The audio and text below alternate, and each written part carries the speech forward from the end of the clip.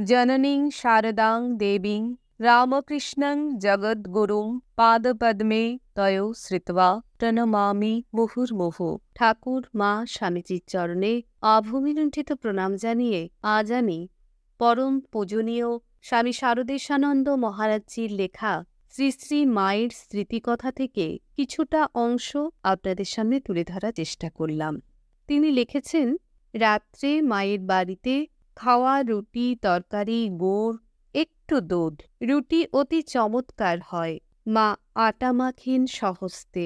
অনেকক্ষণ ধরিয়া বসিয়া টিপিয়া টিপিয়া অতি মোলায়েম করিয়া সন্ধ্যার পর ঠাকুরকে ভোগ দিয়া সেই খাবার ভালোভাবে ঢাকা দিয়া কাছে লইয়া বসিয়া থাকেন, যাহাতে না ঠান্ডা হইয়া যায়। ছেলেরা একটু রাত হইলে খাইবে। সন্ধ্যাবেলা ঠাকুরকে ডাকিবে, তাঁহার স্মরণ করিবে।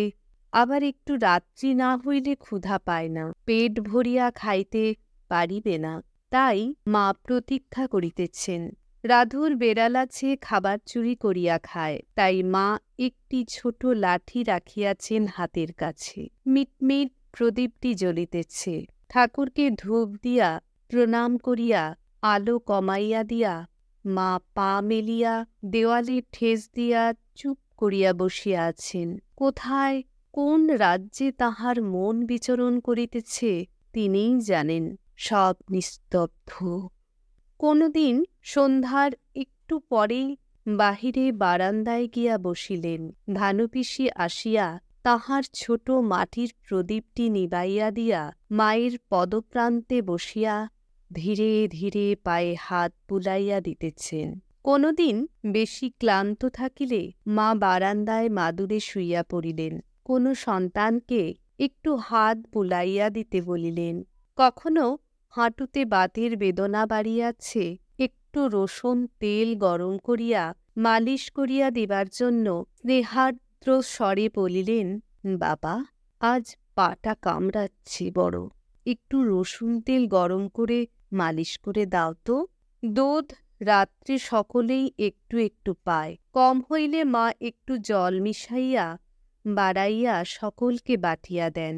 কদাচিৎ কখনো এত কম হয় যে সকলকে কোনো মতেই দেওয়া চলে না।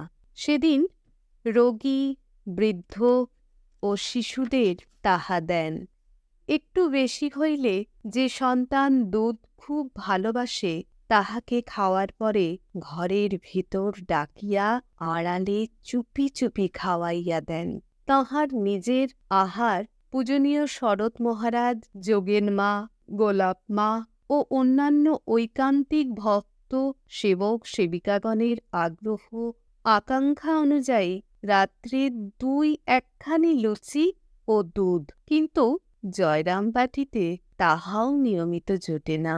আজ আমি আমার মতন করে বেগুন পোস্তর ঝাল বানালাম, নিবেদন করলাম মাকে। জয় মা। আপনাদের মূল্যবান মতামত নিশ্চয়ই লিখে জানাবেন। সবাই ভালো থাকবেন, সুস্থ থাকবেন। জয় ঠাকুর, জয় মা, জয় স্বামীজি।